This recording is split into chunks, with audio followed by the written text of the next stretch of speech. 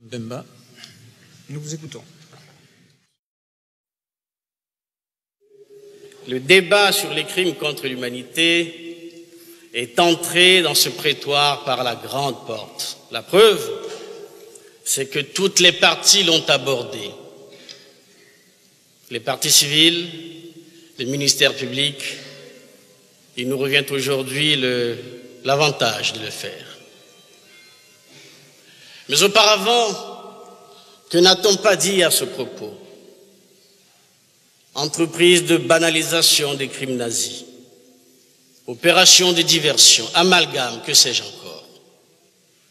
Les parties civiles elles-mêmes, à l'audience du 18 juin, nous ont apporté leur contribution en disant, à propos des crimes contre l'humanité, ne pas trop restreindre, ne pas trop étendre. Mais ne pas trop restreindre, ne pas trop étendre, par rapport à quoi? Y a-t-il une base en deçà de laquelle on peut dire que tel crime ne remplit pas les conditions nécessaires pour être qualifié de crime contre l'humanité, et une base au-dessus de laquelle il n'y a plus de crime contre l'humanité?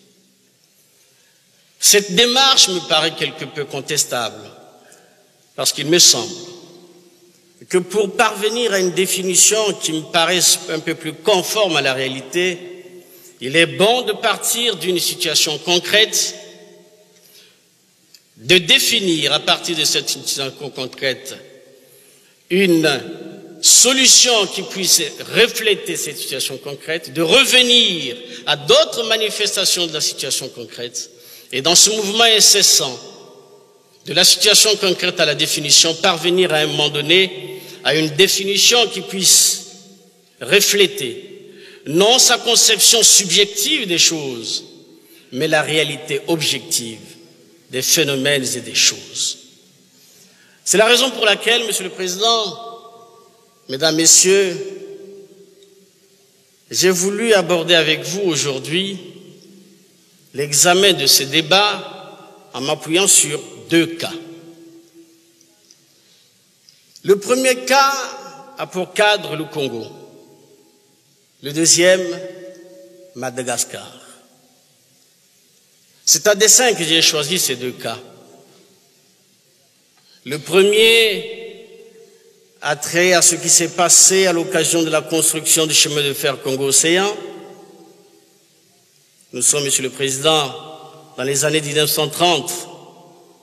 Et 1930 doit vous rappeler quelque chose. C'est l'émergence du nazisme. Monsieur le procureur général vous a dit dans quelles conditions cette idéologie a été mise en place. Mais ce qu'on ne vous a pas dit, c'est le contexte historique de cette idéologie, l'environnement international.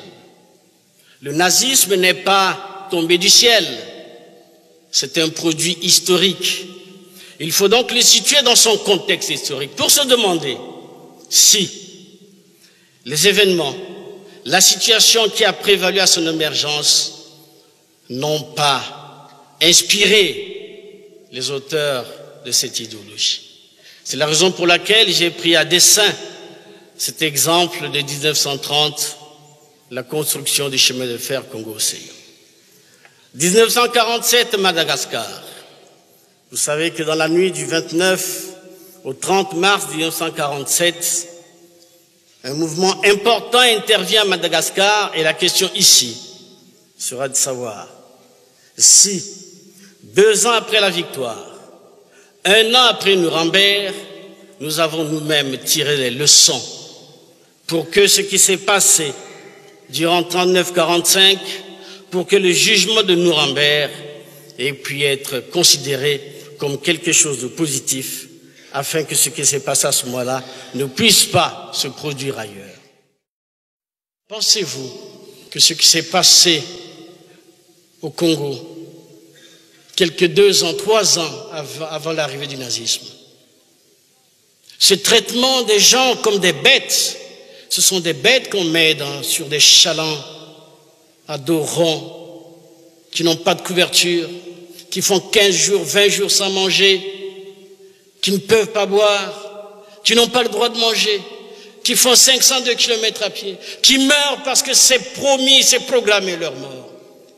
Ces gens-là, messieurs, ne pensez-vous pas que ce traitement-là a pu, je ne sais pas à quel degré, inspirer ceux qui ont triomphé, si j'ose dire, en Allemagne dans les années 1933? Hitler avait dit lui-même qu'il va coloniser l'Europe. Le mot n'est pas de lui, la colonisation.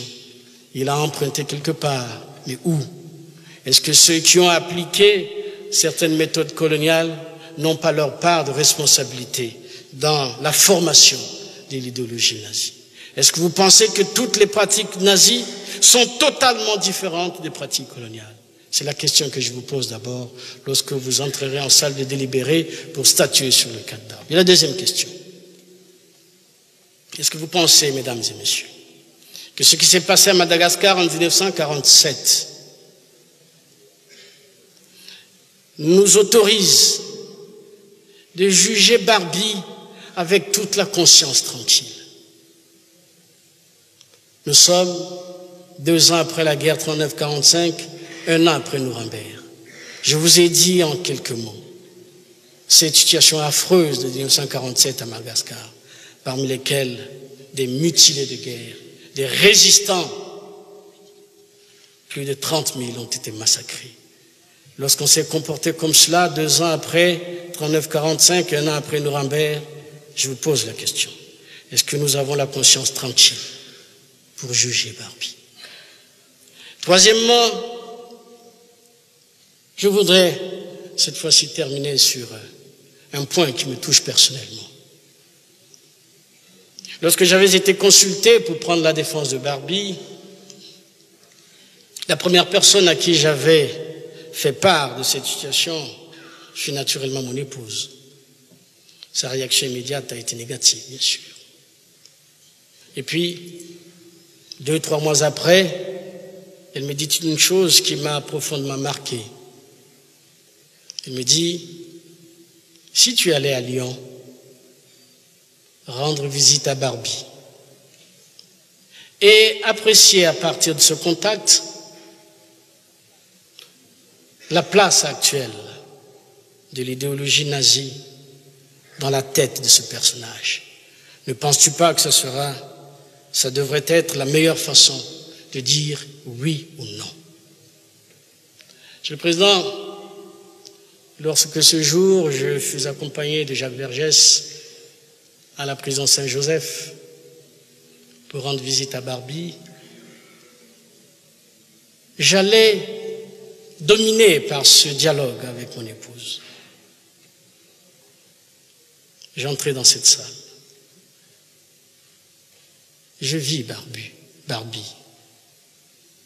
Dès qu'il m'a vu, il avait déjà été informé par Vergès que je passerais le voir le lendemain, se lever, venir droit vers moi, me saluer des 2 mains, de ce salut qui chez nous est considéré comme la manifestation d'un respect pour l'homme.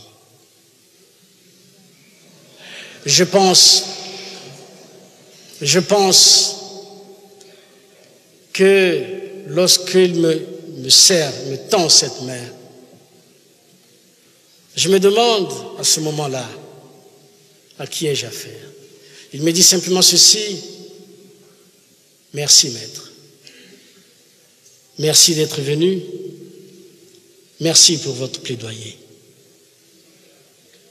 Je m'assieds, le reste, c'est le secret professionnel, je n'en dirai pas un mot. Je comprends que la salle ait pu réagir à ce que j'ai énoncé, peut-être parce qu'ils ne vivent pas la même situation que moi. Mon confrère Berman, dans sa plaidoirie, m'avait interpellé ici, en évoquant ce souvenir d'Hitler qui, en 1936, au stade de Berlin, pour ne pas avoir à serrer la main de Jesse Owens, qui venait de remporter sa course, préféra se lever, claqua la porte de la tribune et partit. Mon cher confrère, vous venez un peu tard dans ma conscience. Ces faits-là, je les ai vécus. Et je continue à les vivre. De telle sorte que votre interpellation, vraiment, croyez-moi, elle est venue bien tard. Je vais terminer par un espoir, un message d'espoir. J'espère que, au terme de ces débats, pour lesquels toutes les parties sont tombées d'accord pour dénoncer la cruauté du nazisme, que peut-être nous commencerons par extirper en nous, j'allais dire, les restes de quelque chose qui se rapproche un peu du racisme, pour que demain, tous les opprimés, tous ceux qui ont souffert du racisme, juifs, arabes, noirs, résistants, vietnamiens et d'autres, nous puissions faire front et nous présenter devant tous les régimes qui appliquent des politiques identiques, chacun avec sa pancarte, qui est la pancarte des enfants d'Isieux, qui est la pancarte de Soweto, chacun avec la pancarte manifestant le massacre, pour dire à ces régimes une seule phrase: plus jamais ça. Maître Mbamba, la Cour vous remercie. L'audience est suspendue 20 minutes.